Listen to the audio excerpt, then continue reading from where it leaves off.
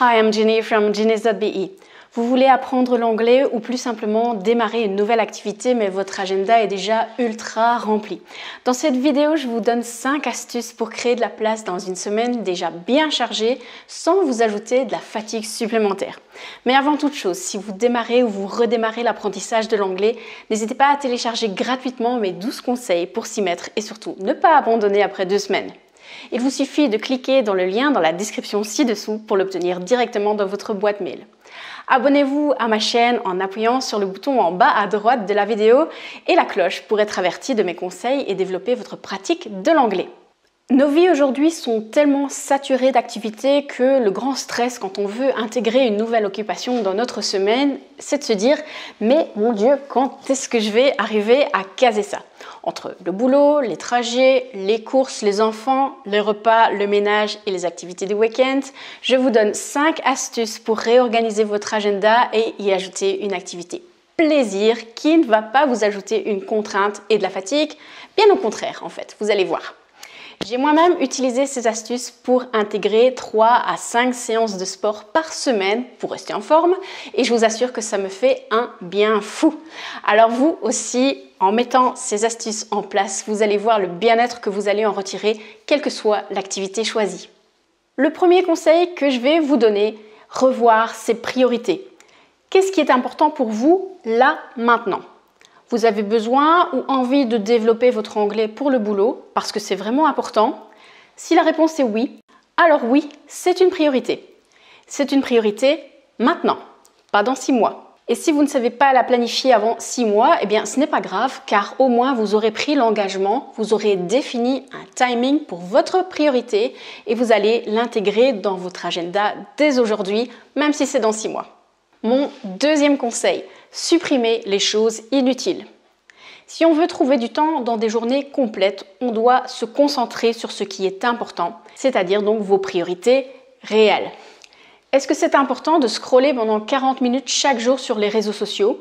Si c'est important pour vous, alors essayez peut-être de diminuer ce timing à par exemple 10 minutes par jour au lieu de 40. Et donc voilà, on vient de trouver 30 minutes sur la journée. Est-ce que c'est important de regarder la télé tous les soirs? On peut imaginer de remplacer une soirée télé par une soirée où vous allez peut-être, par exemple, lire un texte en anglais, avancer dans votre cours ou bref, consacrer en gros une petite heure à l'anglais. Alors ça ne doit pas être long, juste transformer une soirée sans but vers une soirée avec une plus-value. Donc c'est exactement comme quand vous allez passer votre soirée à votre cours de sport ou alors vous passez votre samedi après-midi à une réunion Tupperware avec des copines.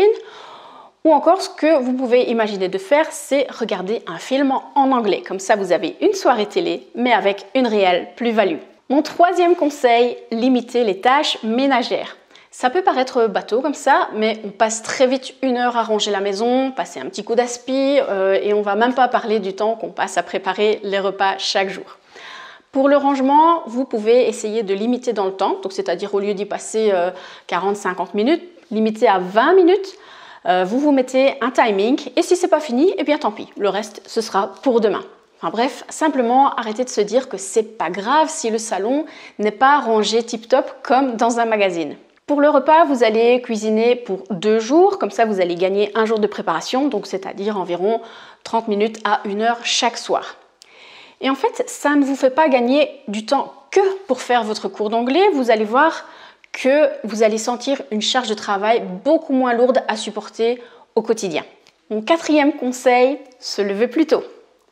Se lever à 5 heures au lieu de 6 heures par exemple, ok c'est sûr, c'est pas ce qu'il y a de plus agréable, mais par contre quand on est motivé, eh bien ça va tout seul. La première chose de la journée à faire, c'est de s'attaquer à votre objectif d'anglais du jour. Et comme ça à 6 heures, eh bien ok, on est libéré, c'est déjà fait et on entame sa journée classique. Ça aussi, c'est quelque chose que j'ai expérimenté par le passé et je vous assure qu'on entame la journée avec déjà ce sentiment du devoir accompli. C'est une astuce que je vous conseille vraiment parce que vous n'êtes pas harassé par votre journée. Vu que vous faites ça du matin directement, votre cerveau, il est tout clean pour se concentrer sur l'anglais. Mon 5e conseil, prendre rendez-vous avec vous-même. Ça, c'est vraiment l'astuce ultime qui vous fera avancer. Quand vous avez un rendez-vous chez le médecin, vous réservez cette plage horaire dans votre agenda et vous ne vous posez pas de questions, vous y allez. Quand vous devez conduire votre enfant à son activité du mercredi après-midi, vous réservez cette plage horaire dans votre agenda et pareil, vous faites le taxi, il n'y a pas de question.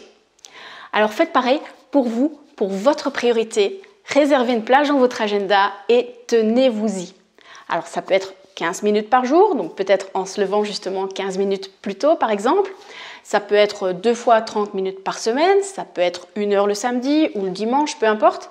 Ce qui est important, c'est de se dire, ok, j'ai booké cette plage pour moi, je la prends et je fais ce qu'il y a à faire. Attention, ces 5 conseils ne doivent pas être contraignants, sinon ça ne marchera pas sur la longueur. Les nouvelles routines que vous allez mettre en place durant votre semaine, ou ça peut être évidemment le week-end aussi en fonction de vos occupations, ça doit vous apporter un réel plaisir. Et j'insiste vraiment sur ce mot, le plaisir. Alors oui, évidemment, on n'a pas toujours envie de faire ce qui est prévu. Moi non plus, j'ai pas toujours envie de faire ma gym. Mais par contre, une fois que je m'y mets, je me sens super bien.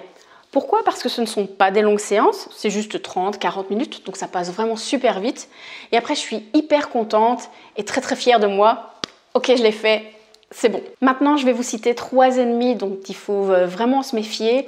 Je les cite dans l'ordre où ils amènent, le suivant progressivement et surtout insidieusement. Alors c'est insidieux parce qu'on ne se rend pas compte et en fait on se laisse vite avoir par le temps qui passe et donc au final on a 4 semaines qui s'envolent et on n'a rien fait. Donc il faut vraiment se prémunir contre ça et être attentif à ces 3 petits ennemis. Ne pas avoir d'objectif clair.